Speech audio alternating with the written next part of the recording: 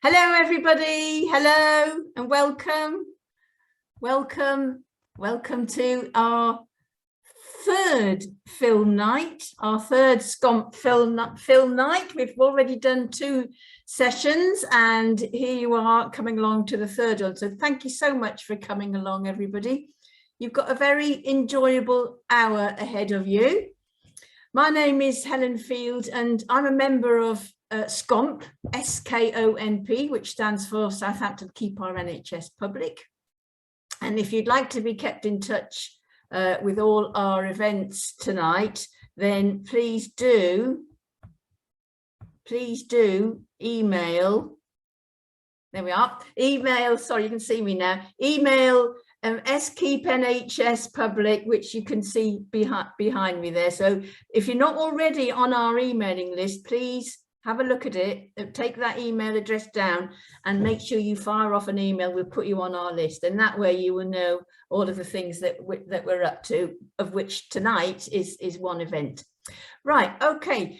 So also please be aware that we are recording this event, so you might wish to turn your Zoom control video to off. And can I also request that everybody has their mics muted? And we're probably going to disable the chat function possibly as well, because it can be a bit of a distraction. Okay, so a few words about how the films you're about to see came about. In 2018, there were nationwide events celebrating the 70th birthday of the NHS. And in Southampton, we did our bit. We held a stall outside the General Hospital and we invited people to write birthday messages on a giant birthday card. And then afterwards, as we were reading them, we discovered that a lot of those comments were in fact personal testimonies about how the NHS had helped them and often saved lives. So it was right back then that we had the idea in SKONP of making some oral history films about these amazing stories. So we decided to approach the course leaders, Tony Steiger and Kate O'Driscoll, at Solent University's Bachelor of Arts TV production course. So we approached them about making a series of short films, interviewing patients and staff involved in the NHS. And the project finally came to fruition in January 2020, just as the pandemic struck. But in spite of the difficulties that the pandemic brought about, the students involved still continued to finish off their videos. I don't know how they did it, but they did, working from their bedrooms. And the results, if you've seen the previous films, you know how professional they are. And if you didn't see the previous films, you'll certainly find out from tonight's films what a good job those students made.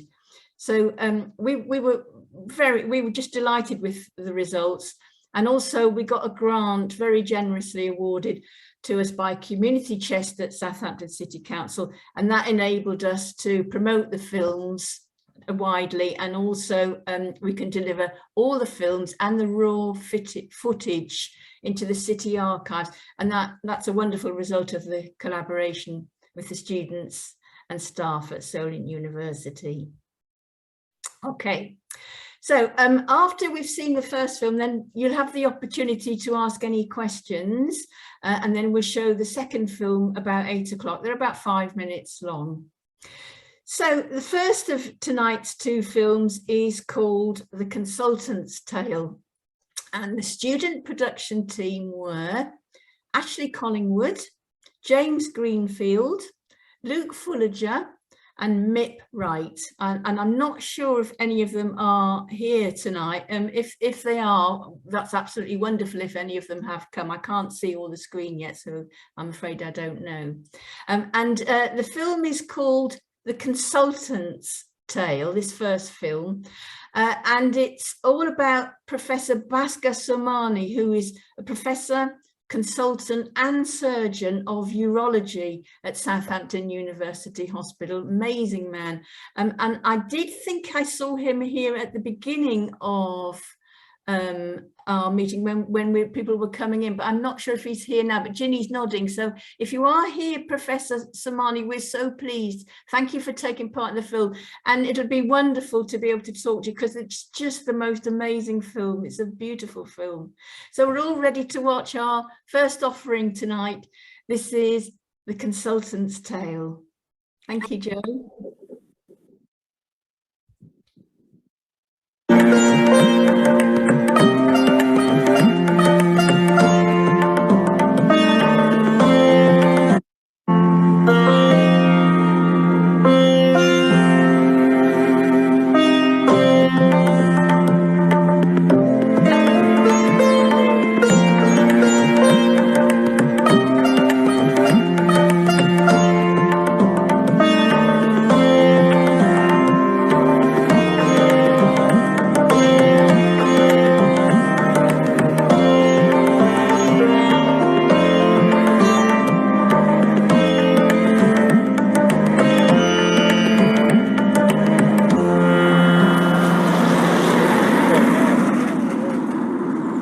My name is Professor Bhaskar Somani. I'm a professor and a consultant urological surgeon at the University Hospital Southampton. Urology involves certain body parts mainly to do with the urinary system. So things like kidneys, bladder, in males the prostate. So it is not specific to certain organs, it's a wide variety of symptoms as well as problems associated with that. So I grew up in India, in the eastern part of India. Growing up, I wasn't sure what I was going to become because we come from a family of businessmen. India was changing, the satellite TV had just come in, the mobile phones were just beginning to come in. So we got exposure to a lot of Hollywood songs and movies, and that was the inroad into how we came about speaking good English, which was useful later on and now. As I approached my equivalent of GCSE and then the A-levels, it was clear that I really enjoyed biology more than any other sciences. And at the same time, there were a couple of illnesses in the family, and I quite liked how the doctors treated those conditions, and that influenced me to take up medicine. So the medical school I trained in was in the south of India, and it had students from a lot of different countries, including Middle East, from Malaysia, from different parts of India. So it was a very cosmopolitan, culturally diverse group of medical students. So I came here in the year 2000, and really it was a nervous journey, as you would expect. It was a new healthcare system, a new culture, and I didn't really have many friends at the time. But it was a journey full of hope and aspiration and trying to do something for yourself and your family. The reason I moved to UK was threefold. A, I got married quite early, so I had to support my wife, and that wasn't that possible in India at the time because the salary that the doctors got was very poor, so you couldn't really support your family. The second reason was you could progress in your career at the same time as working, and you could get the clinical experience. So a combination of getting the clinical experience, progressing through your career, and also being able to earn was one of the main reasons. My initial thoughts when I first arrived, very nervous, and I still remember trying to get currency, and of course you have to remember the Indian currency is comparatively very weak compared to the pound, and so to drink my first cup of coffee needed a lot of courage. So I came actually towards the end of September, beginning of October, and winter wasn't the winter I was expecting because winter in India is different, especially from where I came. And I was in the east of London at the time, sharing a flat with quite a few people. The weather was quite cold. I didn't know how to cook, which was a great shame because that was a quick, steep learning curve. In the beginning, it takes time, and that is true for any adaptation or anywhere you go, which is new. But very quickly I realized that, the accent was not that difficult. You picked it up, and culturally, I think people were quite friendly and willing to help out. So that was quite good.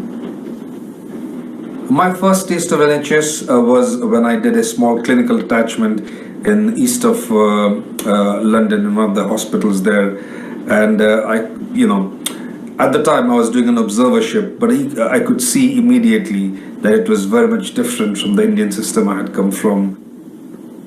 Things were a lot more organized. When people came for treatment, there was very good communication. That was the first thing. People gave a lot of time to the patients. So since coming in 2000, there are a few changes that have happened in the UK. Obviously, my circle of friends and socially, we are now well settled after many years. Our kids are well settled. In fact, my son is going to university next year. Academically, we have done a lot of good research and a lot of good work over the last 8 to 10 years in Southampton. I think the NHS is hugely important to all of us. I mean, we all take pride in how the NHS has shaped UK for the last 70 years. Free at the point of delivery when you really need it, when you are unwell, there's no better than NHS, which is free. And when you compare it to a lot of different healthcare systems in the developed world, whether you can afford it or not, you get the treatment. It is not based on what you can afford. It is based on your needs. And that is a big strength of the NHS. And I hope in the next 70 years and beyond, it will continue to be so.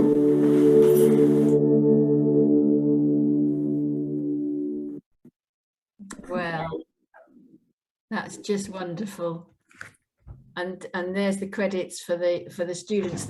So huge praise to the students for making that wonderful film, and equal praise to Professor Somani. It's just a beautiful film. I've seen it a number of times now, and every time I hear something else, a little bit extra in it. But your words, Professor Somani, at the end about the NHS, it's free at the point of need, and we've got to keep it going. Not for another 70 years, got to keep it going for another 700 years for all the generations of people to come. And I'm so pleased that you're joining us here tonight. Perhaps you might like to say a few words.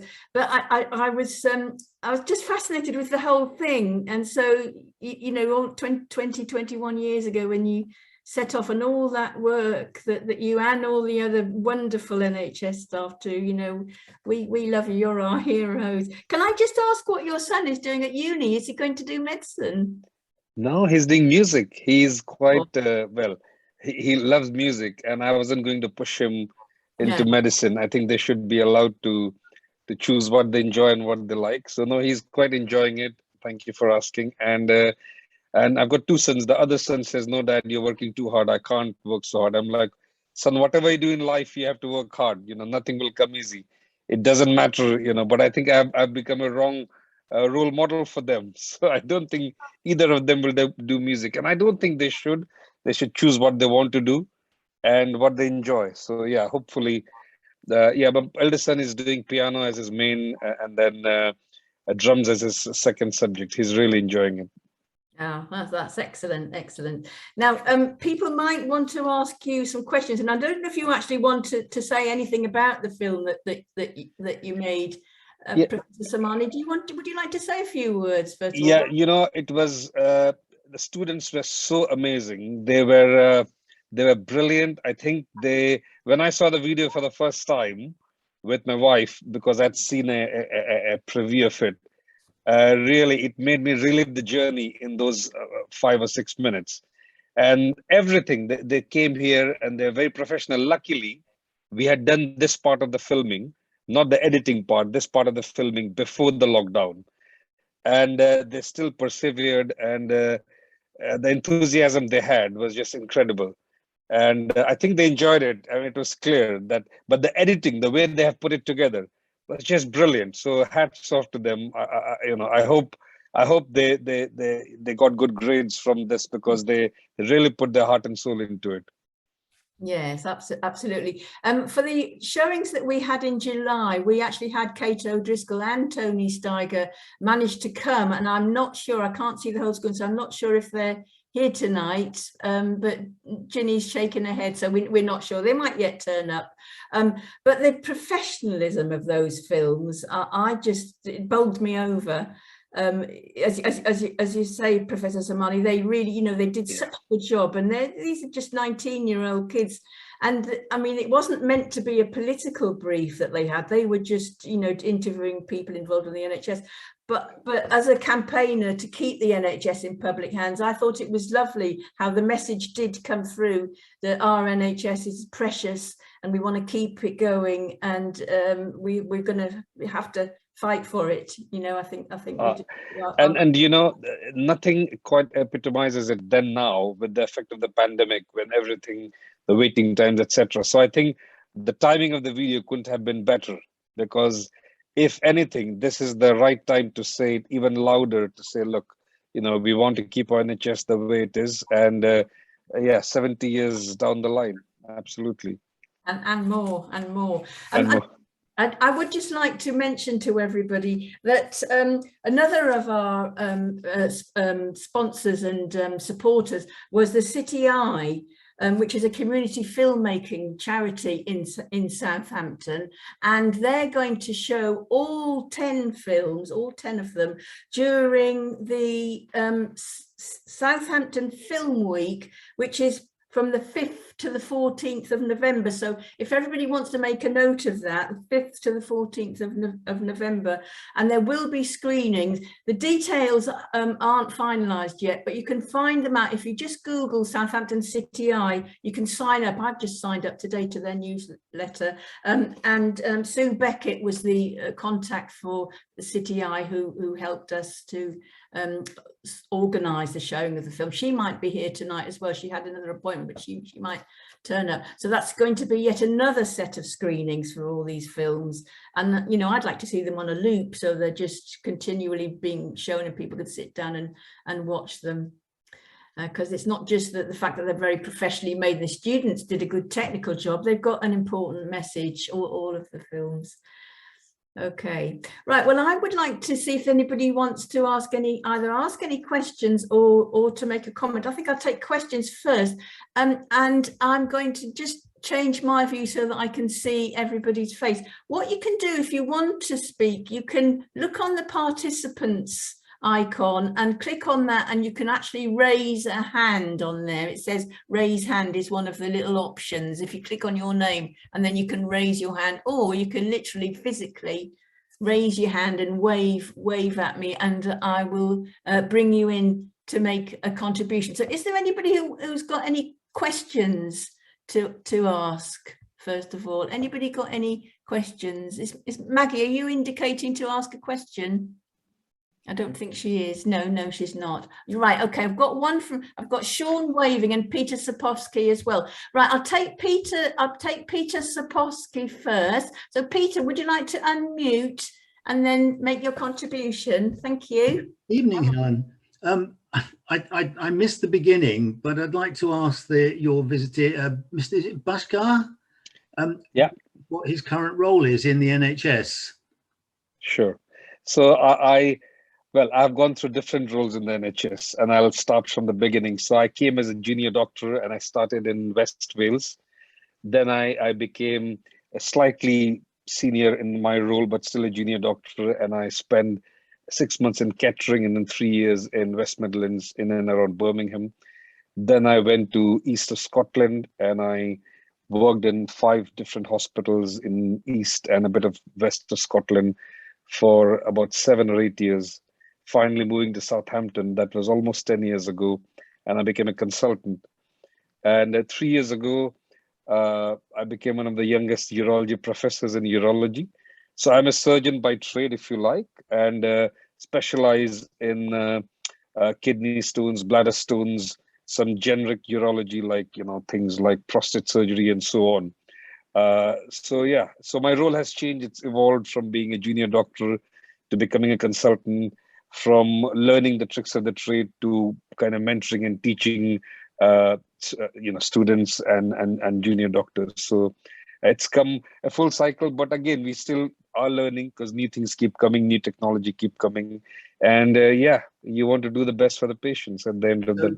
That leads me to the question I'd like to ask then: how much of your time is spent costing these operations, or are you told which ones you can do? How does it work?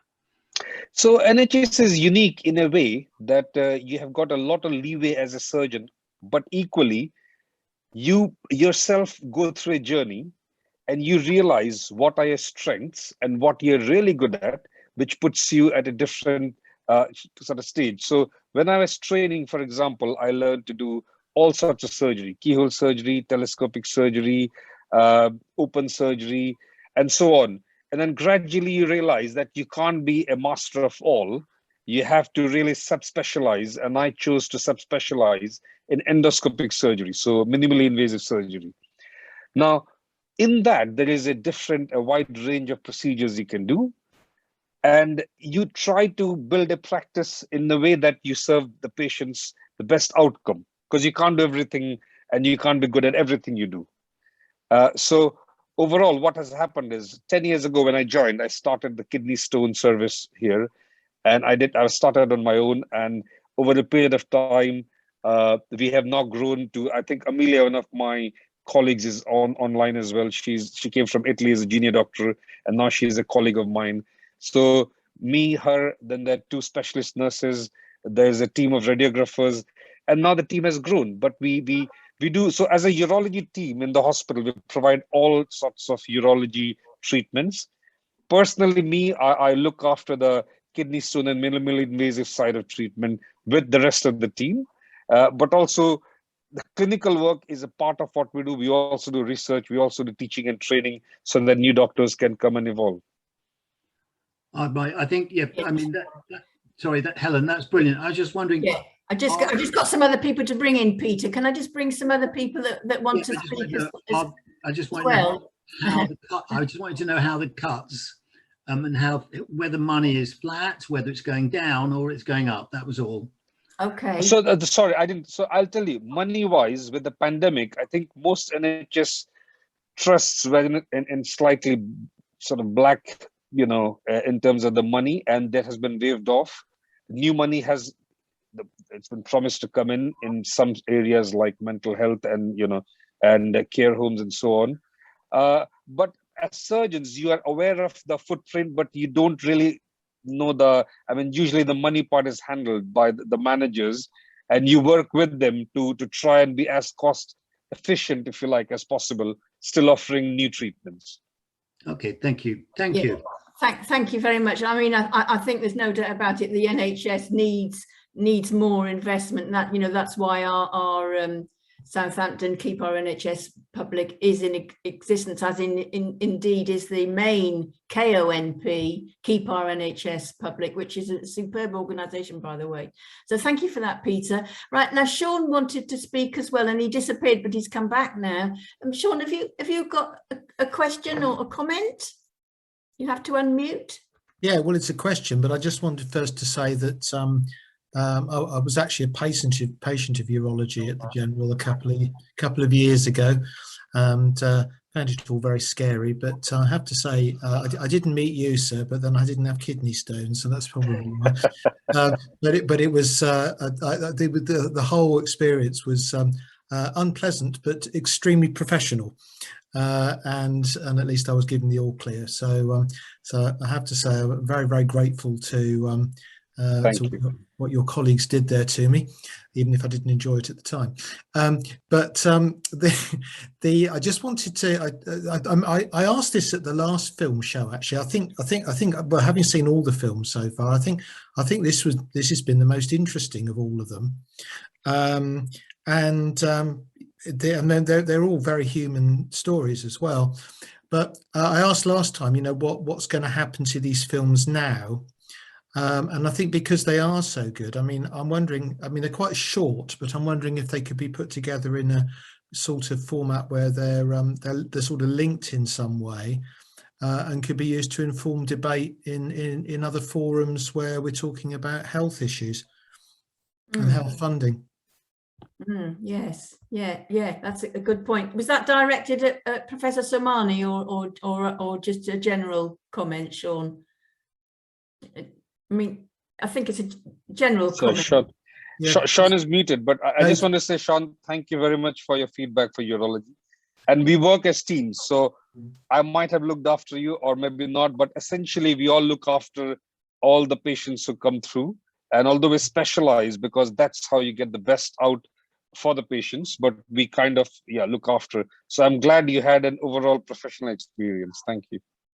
Lovely. Thank you very much. Thank you. I don't know if you heard this, Sean, but all the films are going to be shown at the City Eye at the Southampton Film Week, which is the 5th to the 14th of November. So that's another showing that they're all going to have. And they're going into the city archives. And I presume that doesn't mean they're just going to be hidden away, but they will be there to be used. And we still want to get as many showings as possible. So there are still things in the pipeline to get those films out into public view. And not just for their content that we as NHS campaigners, but also for the students, to show off their work, because it is so good. Okay, I've got Carol with her hand up, and David and Anna and David. So I'll take Carol first. I don't know who was first. Carol, would you like to make your comment? Oh yes, hi Pascal. I very much enjoyed that film and the story of your journey. So I worked in the NHS for 42 years, and I was in finance, mostly in capital investment most of that time. Now, one of the big changes, I think, was when we got a Labour government brought in waiting times, because people used to die waiting to see a consultant. They hadn't even seen a consultant when they died. So I think that was a major change in people's health. But I think now that waiting times are being extended again, which I would imagine makes your job very, very difficult, because you're one of those who has to prioritise people. And I think the lack of investment in the NHS is showing in the waiting times more than anything else. The toughest job as a surgeon is not operating. It's when you have to ration is not the right word, effectively prioritize or rationalize in some way, because when you're suffering as a patient, of course, that is the most important thing for you. And I think it's in some ways probably wrong for that to be passed on to the doctor to say, why don't you make a decision? Well, I want to treat all my patients the best I can. And in a real world, sometimes it doesn't happen. And the worst thing, I suppose, when you see a patient in the clinic and when they ask you, how long do I have to wait? And you know that you can't promise them. And, it's not nice. And it's not something that you ever come to be comfortable with, because you can't. But yet you have a job to do, and you just have to, it's like anything in life. You have to then do the best you can, but it's not something that I enjoy personally, because so how is our waiting list? I mean, in most places, I think nationally, and it's not down to just the surgical or the waiting times, because to do any surgery you need anesthetists, and with COVID they have been busy. Sometimes you need critical care beds and they have been swarmed, etc. So with winter pressure coming, more beds. So I think there will be, but waiting times have gone up. And we did do one weekend of Super Saturday and Super Sunday operating, where all urologists came in, and we tried to, but then everybody, I think with COVID, or not everybody, but a lot of people have been through a lot, and a lot of critical care staff. So it's probably going to be not easy, but we all try when we can. But the answer to your question, this is a job that the non-surgical part of prioritizing, as you rightly say, is not something I enjoy and never have done. Yeah, I was thinking that must be add so much to your stress. I've just finished reading Henry Marsh's book, the brain surgeon. I read his first book, Do No Harm, and then the second. And he finds it intolerable, the stress of it intolerable. That it's more stressful. That is, I mean, operating for me is like an opera. I go there, I know my job, and I plan my steps, and it's, well, most of the time it'll be how I've planned it. But it's the other bits that actually cause you more stress than the actual bit of surgery or doing the procedure. And that's another reason, Bhaskar, why everybody here, and hundreds of thousands of other people think that everyone in the NHS should get a decent pay rise, because that at least would go a small way towards recompense for all the stress that must have been going on just in the last 18 months is it's horrific. You're heroes. Now, I think, to be honest, that reflects more for nurses and allied health professionals. I think they have done a lot of hard work, and in some ways, they are the people who should be recognized, and rewarded. Yeah, absolutely. Now, David and Anna, I don't know which one of you, but you wanted to speak. So would you like to contribute? Yes, please. Can I first of all say or echo the comments on the professionalism of the film and how well it was produced. And I found the beginning quite a sort of boot change, if you like, from the scenes in India to switch straight over to this country with quite a punch. So that was also quite a good contrast. I noticed at the beginning of the interview, the professor said that at the beginning, that what was sort of noticed by him was the time that was given to patients, the individual times that he noticed.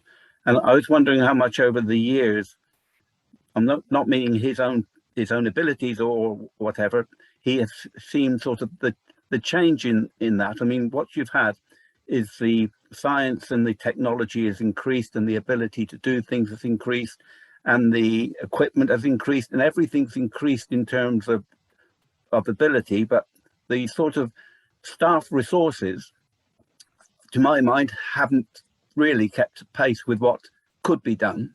And the problems of waiting lists are not a new one. I mean, remember some years back with ophthalmology and that's always been a problem. So in the question of the present day and the sort of pressures on waiting lists, I was wondering what the professor, in fact, let me put it a different way.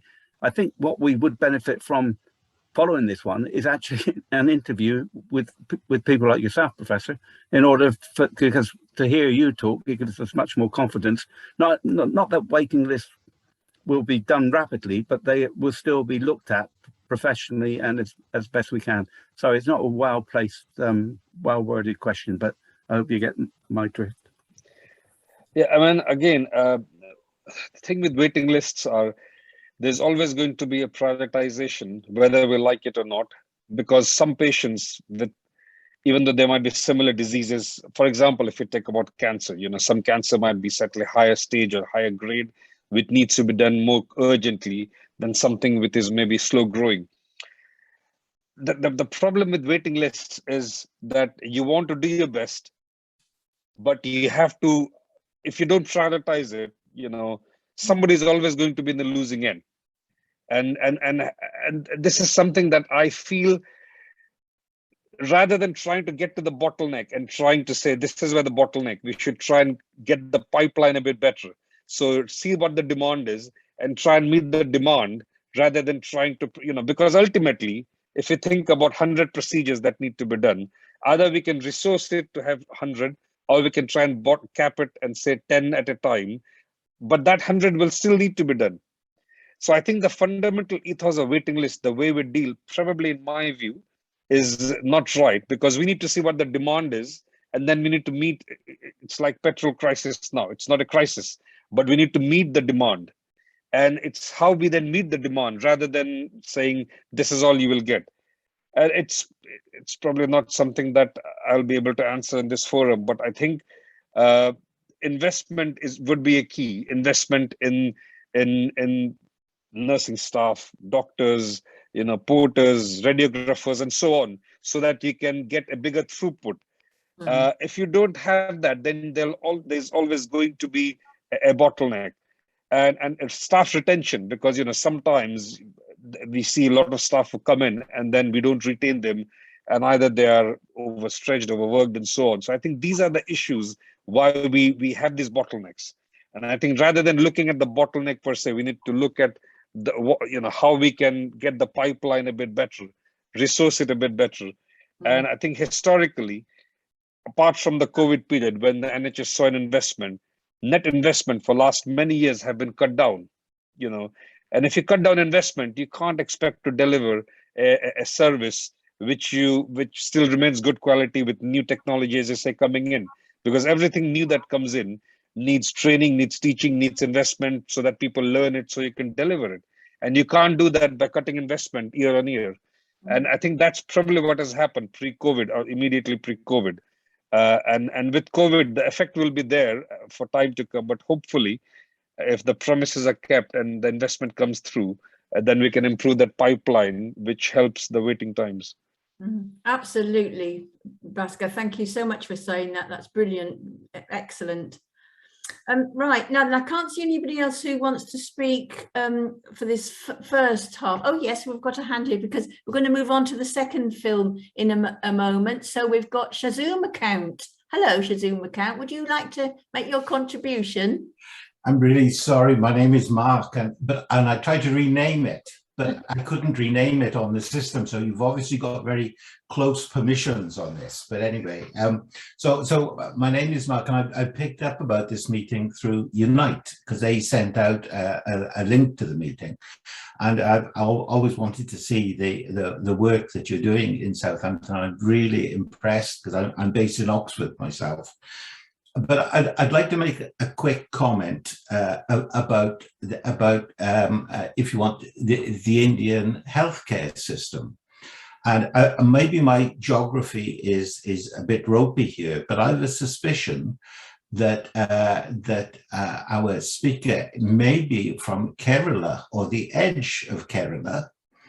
And we have recently been doing some work with some absolutely brilliant Kerala nurses who've arrived in Oxford. And the Kerala health system is really one of the most advanced, you know, given the level of funding that the people have in India. They have an absolutely fabulous public health system in Kerala, stunning one, much better than ours in the sense that our system, we hand over vast amounts of money to the private sector to run a track and trace system, whereas the Keralans reach out to the community, they involve the community, they involve students. They built an absolutely fabulous track and trace system. But of course, one of the issues for most of the world is that they don't have access to the vaccines. As we're building up vaccines stockpiled, it's just absolutely shameful. Vaccine after vaccine is being stored in the wealthy, the post colonializing countries, and they're not being distributed at all fairly. So I'm hugely concerned about that. And one of the other things that I've found in speaking to some of the Indian health workers is one of them said to me that when she went into her first visit to an NHS hospital, she said she started crying. And she said the reason she was crying when she went into a hospital in the NHS was that she said that hospitals like this in India are just for rich people. They're not for ordinary people, hospitals like this.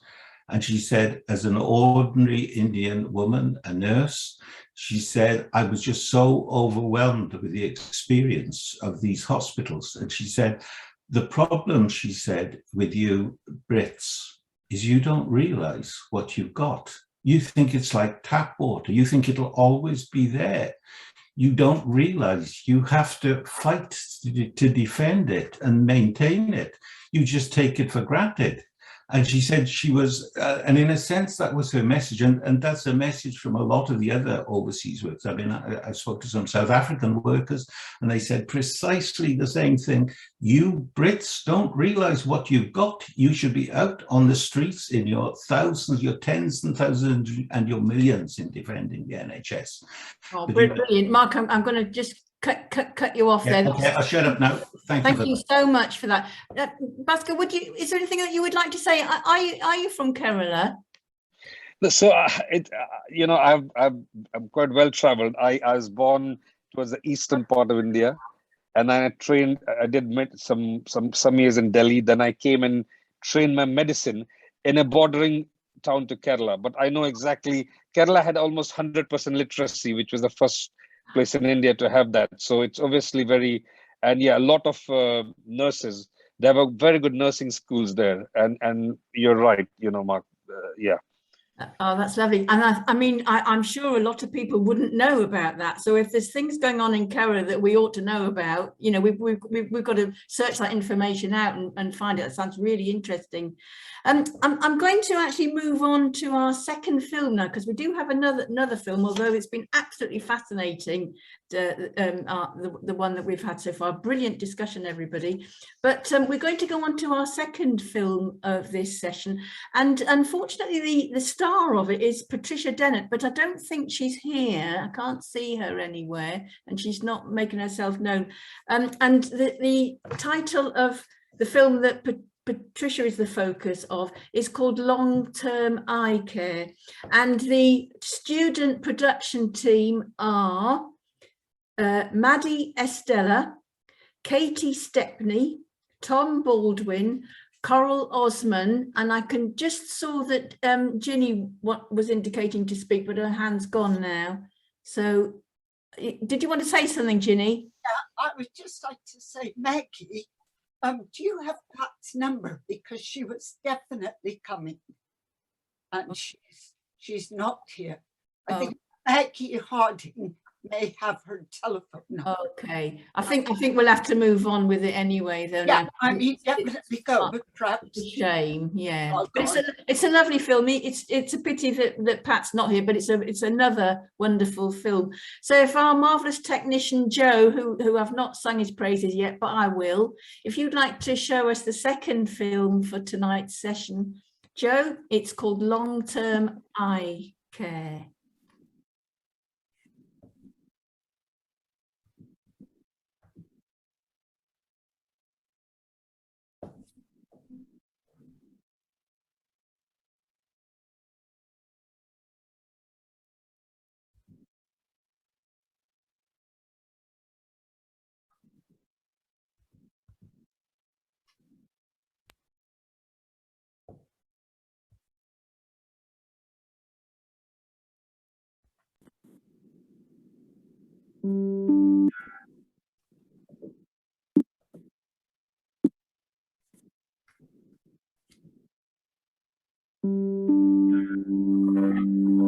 My name's Patricia, but I use Pat because it's a nice shortened and easy form. I've lived in Southampton. I was a student here myself for about 30 years now.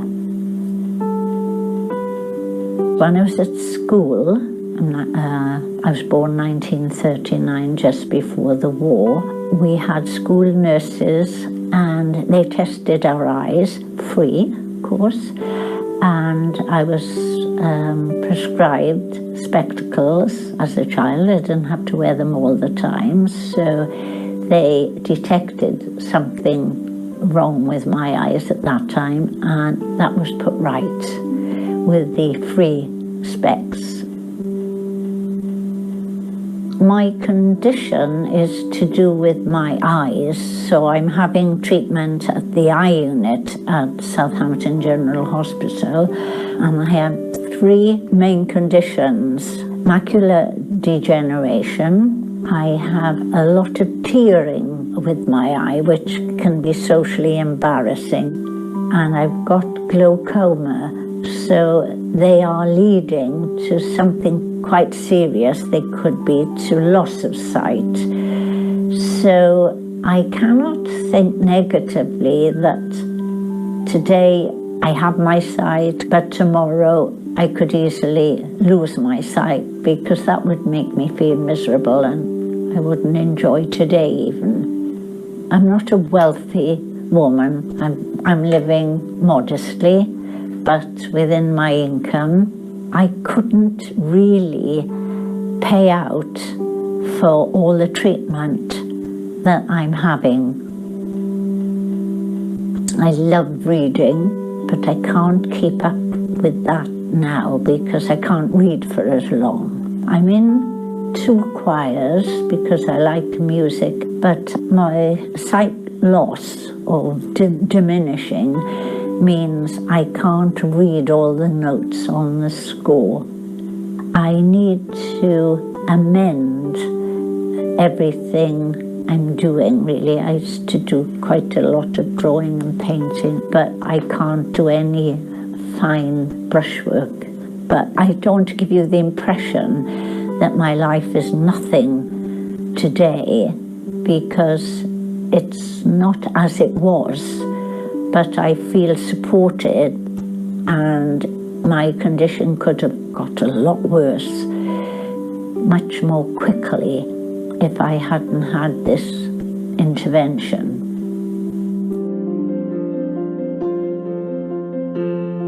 Without the NHS, on a daily basis, I probably wouldn't be able to see you now. So, I mean, that is huge for anybody, isn't it, to have their sight. I am more than grateful, yes. And I know that my life and the quality of my life is very dependent on the NHS, the quality of their staff, and the services provided.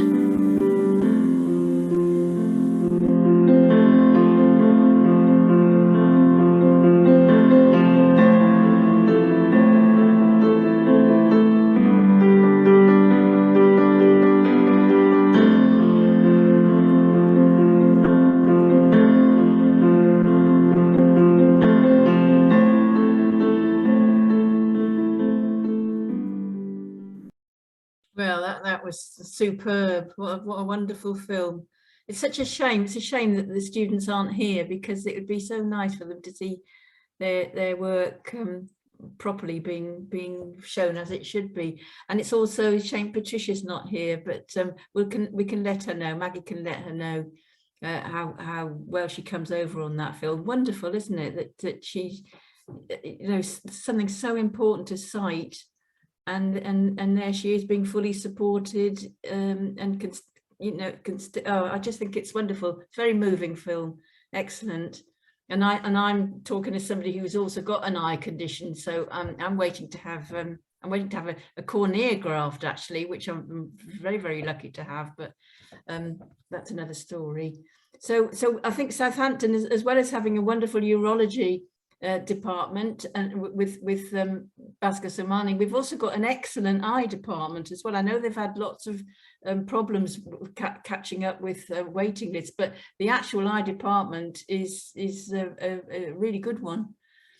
So would anybody else like to make any comments? I don't think we can ask questions because there's not really anybody to answer them, but if anybody wants to make a comment about that film.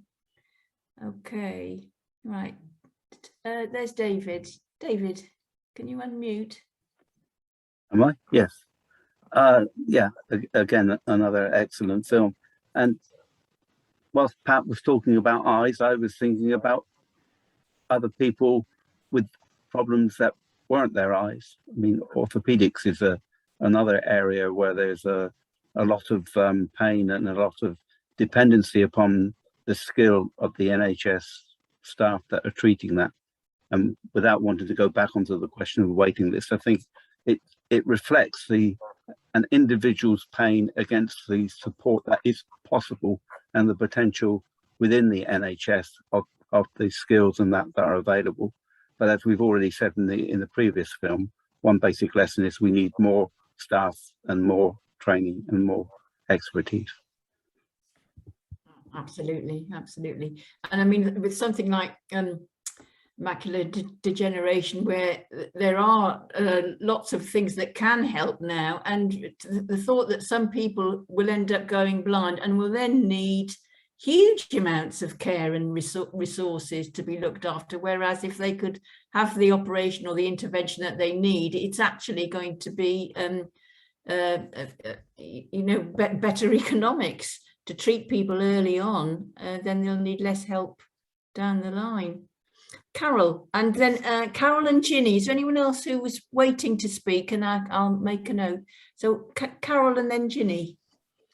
Actually, Helen, I was just applauding at that, because if you have disinvestment, then all that happens is you shift the cost somewhere else. It's likely to be long term. It's a very, as an accountant, I'm very aware of value for money, and prompt care is value for money. So I'm amazed at what the health service does with resources. They're always being innovative and more efficient, and that's used to take money away from them. Yeah, and then counterproductive. it's crazy, isn't it? When you can compare what a health system like the American one costs per head of population, it's massive, it's huge, and it doesn't even look after billions of people, so it certainly is cost effective. Right, Ginny, where are you, Ginny? I've lost you. Did you want to say something? I'm going to say something that I think John Breer would say if he was here. He's a previous chair of Southampton's Keep Our NHS Public, who also has used the eye hospital in Southampton, as have I. But I'm all good now, so I don't have to go back. I'm not waiting. He wrote to me that he couldn't come tonight, but he has had long waits for various treatments. He has glaucoma, but he said the thing is, every time he sees somebody at the eye hospital, and he sees nurses quite a bit there, he said the treatment in all ways is excellent. And I think, it's so difficult to complain about the NHS, not complain, but support the NHS as we want to, by pointing out the difficulties when we do want to praise what the people there are doing. So that I just know John would say it's in trouble, but what you get is the best. Absolutely. Thanks for that, Ginny. Is there anybody else who wants to make a comment? We've got Abelardo and Peter. Abby, would you like to speak? Yeah, on the point of cost, I wanted to say the variety of treatments and the amount of new machinery and techniques available is incredible. Not that many years ago, something like macular degeneration was, you couldn't treat it. So those people were allowed to go blind, and someone would look at their eye and decide nothing we can do about it. Nowadays, it can be treated. So they go in, there is some form of treatment, and usually you would have an injection every 4 weeks or 8 weeks, whatever. So once you are on the list, you stay on the list. And therefore the list grows because people join but never leave. And you have to keep looking at them again, as well as look at all the newcomers.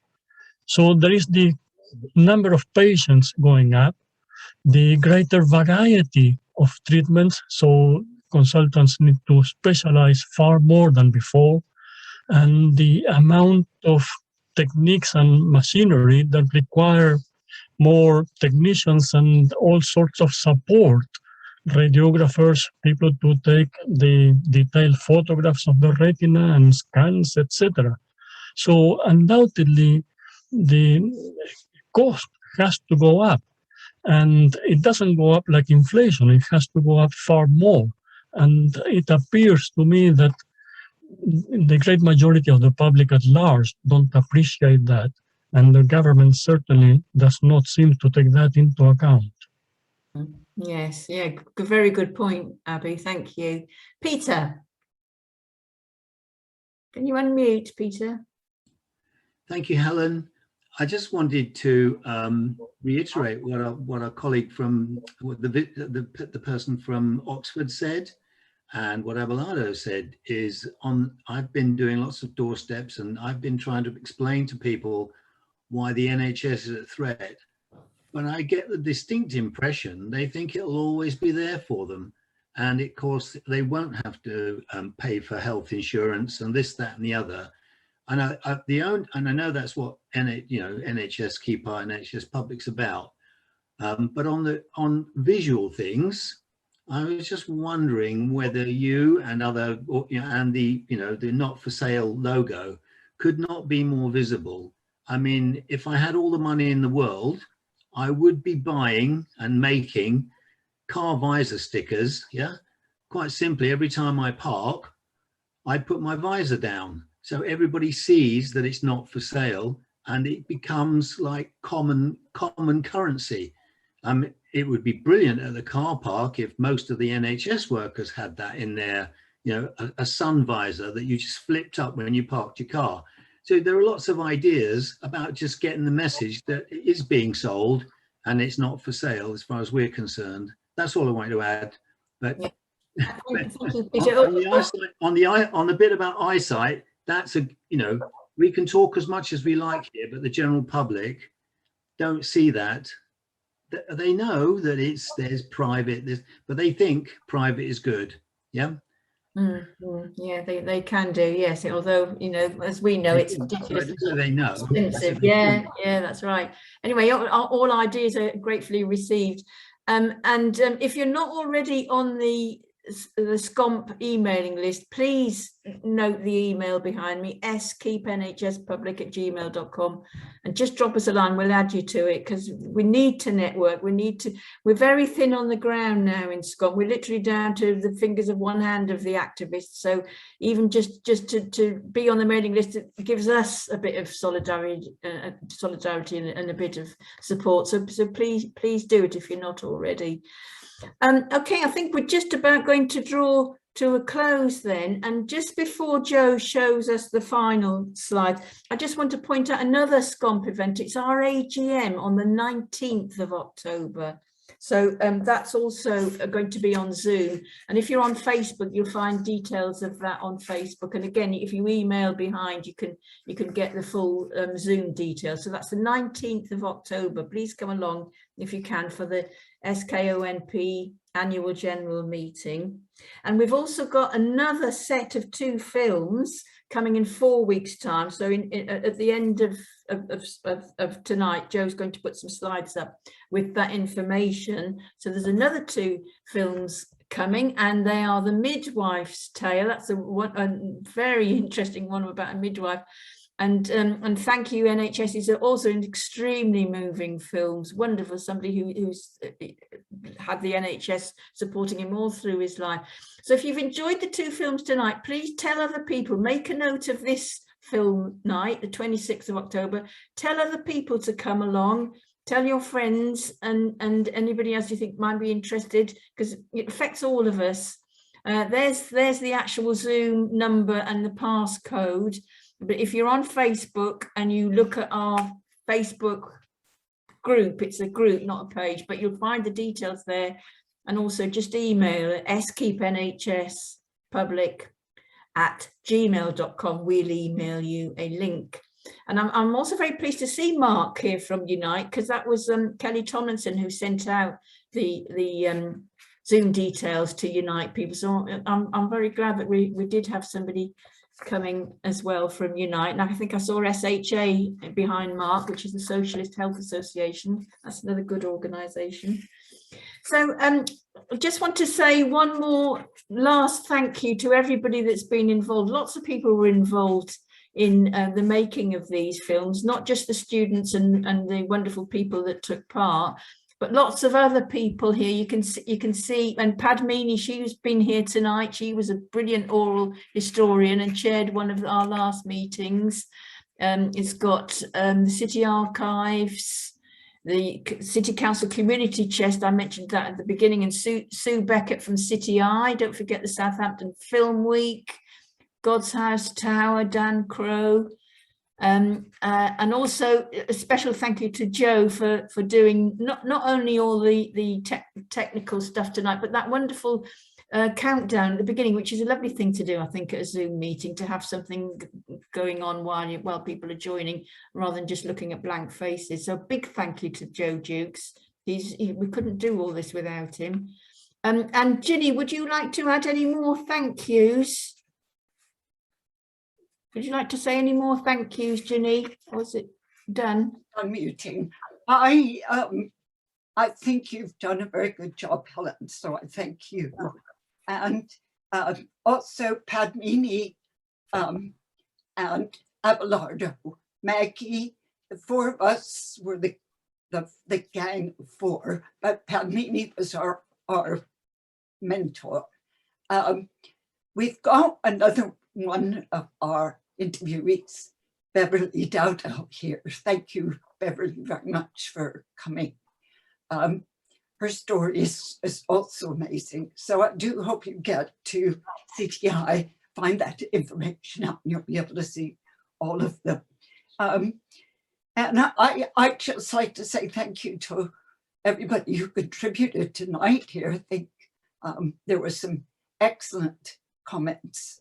And if I could, I think Vasquez Mani has disappeared, but he was amazing from the initial meetings we had with him. Maggie and I went, he spent an hour with us up at the hospital in between operations and has been so amazingly supportive. So I think we need to get him on the Southampton Keep Our NHS public group.